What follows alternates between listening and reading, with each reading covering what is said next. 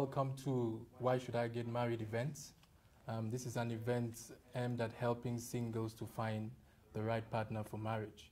You cannot find the right partner if you don't know some principles that can help you find.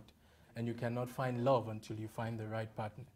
So today we were looking at 4 main reasons people marry. And we talked about physical attraction, physical needs and wants, manipulative and forced relationship, love needs. And we have questions from the audience after the seminar. So we're going to entertain the questions and see how to answer them and interact with those questions. Most of the people in the hall today are singles, and we want to interact on these things to know how to find the right partner. So now they have questions written from the audience after the seminar, and we'll be looking at those questions. So I will ask Abigail to read for us the first question to interact with. Okay, from what I'm going to do now, I'm just going to read the first question from the audience, which says, when is the right age for one to get married? The person has actually written 2 questions. So the first one is that when is the right age for one to get married? And the other one, the person said, if there are clashes between the 2 religious cultures in a group, what do you do, or how do you go about solving the cultural differences which is facing in the relationship? Okay. From the first question, which says, when is the right age to get married? I think the law has kind of legally, spoken about that. Some countries from 18 years and some countries maybe 16. I think without being up to that age, the law may not permit you to marry. So, but I will look at, maturity, not really in age, beside what the law has said, which we have to follow. Maturity is really when you have understood what marriage entails, what it is that, what's the purpose of marriage. It is not to just flaunt that you're married. It's something, there's something you have to do. It comes with a package. So I think it is when you've understood the purpose of marriage and when you have also found the right partner you think you can love for the rest of your life. So I will answer that question like that in 2 parts. One based on the law, and the second one based on your understanding. The second one speaks about, is it cultural barriers? Yes, the clashes, if there are clashes between the 2 cultural. Okay. It can be religiously, it can just be cultural, just generally. Okay, is the person trying to say, can we marry if we're from different cultures? I think that's what they're trying to say. On different religious belief. Yes. I think that, one has to be sure with what you can work with. Culturally, you can marry from different cultures. But religious beliefs, I think it's a challenge. Because, one believes something else and the other one believes something else. And these are spiritual things that can, hinder the relationship, the prosperity of the relationship. You can marry from culturally, any culture, as long as you are ready to understand the person. Because I believe it's the person that really, really matters. You can understand the person, and then also you understand how to please the person. That's what matters. It doesn't matter the culture. It doesn't matter the tribe the person comes from. When we talk about marriage, we must understand, for number one, we need to understand what is marriage and who instituted marriage. And why I said that is, the person who instituted marriage gave marriage before culture. Okay, so if you're going to be talking about the issue of culture, how it will affect, if you're a believer, if you're a Christian, you must understand, marriage came before Genesis chapter 11, where culture was introduced. So you must always put God first. You must always put God first and say, okay, God before culture. If you do it that way, then culture won't be a problem. Okay. Our second question for the day is, this person is asking, said, how long should a courtship last before marriage? Okay, how long should a courtship last before marriage? I think that's simply based on how much you've understood yourself.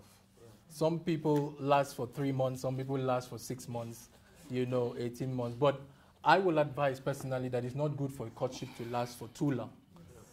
Because, you know, these are human beings involved.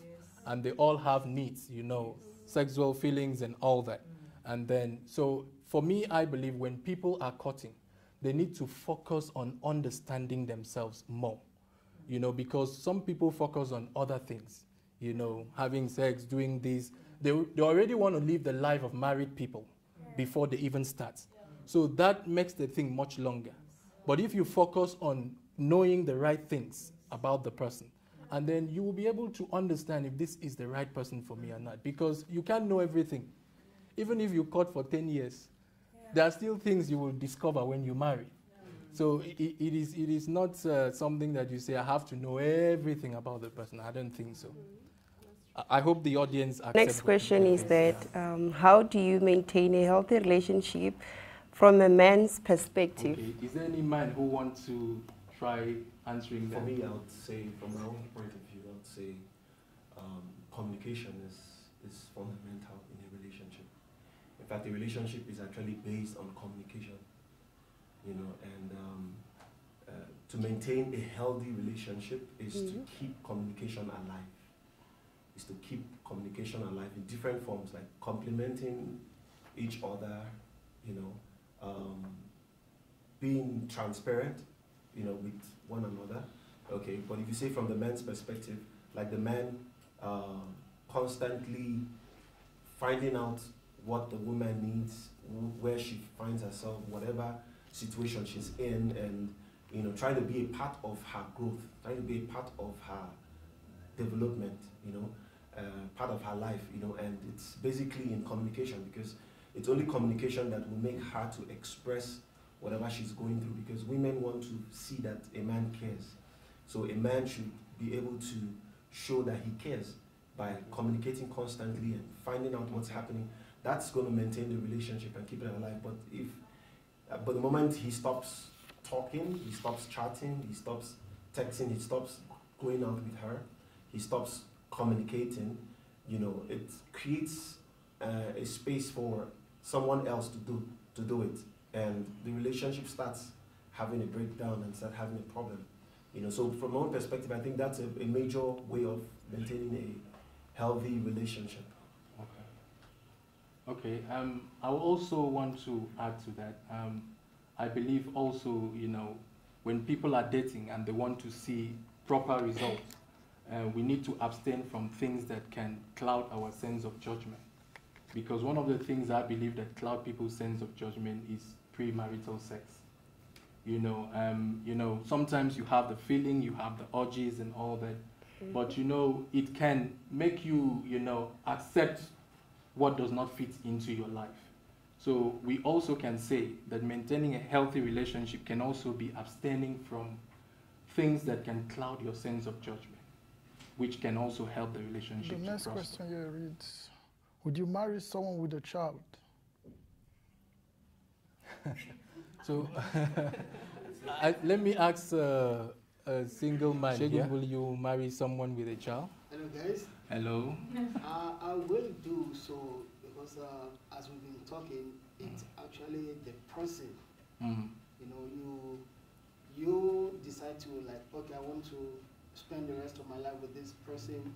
So when you're accepting her, you definitely accepting all that's in the family and what she came, what she's bringing you know, into. So for me, from my perspective, I will, you know, if this person I want to spend the rest of my life with and she's got a child or she's got 2 kids, yeah, let's do it. I believe a child is a good thing. You know, a child shouldn't be a problem in marrying someone.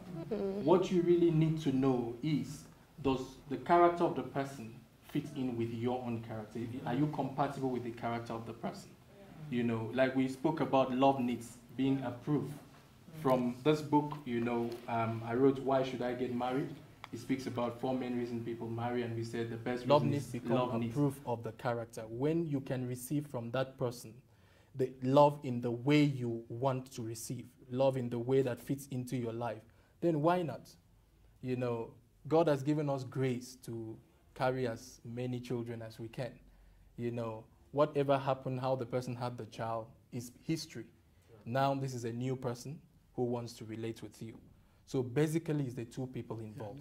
Can I push, you know, the issue of, I'm trying to be in the shoe of that person who has this question. If you, will you, as a guy, will you want to marry a guy, a lady with a child, or as a lady? I think, personally, I want to say it will have to do with the individual. Because there are some guys, or let's use what, there are some guys who take offense when the child starts saying, you are not my father. That can actually cause problem. Or when the child starts saying, you're not my mother. So the bottom line should be, you should know what you are able to manage. Okay. Will I be able to manage that?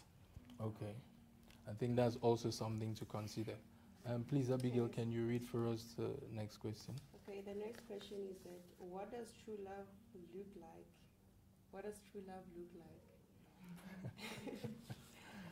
And there's a second question also. It says, can marriage fix a man's sexual, I don't know if it's sexual indiscipline. Yes, it's sexual indiscipline. Okay.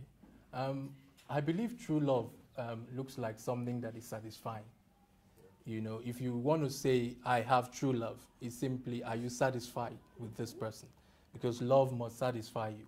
But if you say, I have true love, and then you're not satisfied, you're still wanting more from some other person outside, still looking out and all that, then I think you've not yet had true love.